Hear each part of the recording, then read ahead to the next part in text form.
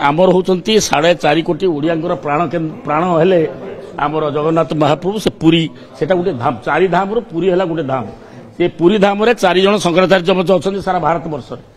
एवं आमर मध्य कांचीपुरम ठू आरंभ करी पुणी से द्वारिका ठू आरंभ करी पुणी एपर्यंत ये आमर पुरी रे मध्य आमर गोटे धाम जगन्नाथ धाम सेठी मध्य जणीय शंकराचार्य अच्छा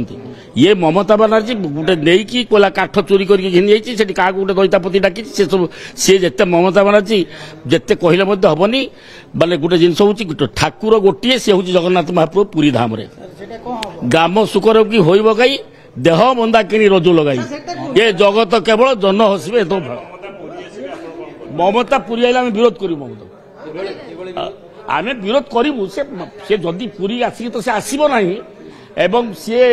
चपल माने आसिले आम ओडियावासी एकुटिया मु नुहे सारा ओडिशार 4.5 कोटी लोक विरोध कर पुरी से तो आरंभ हो से पुरी आज कहली केते थर रिपीट करी कहली ओडिशार भारत वर्षर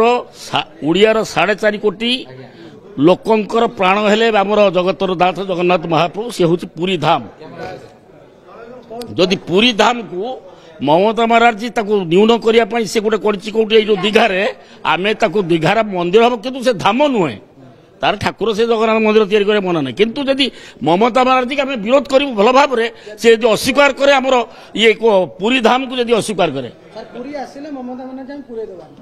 आसिले ममता बनर्जी आम पुरे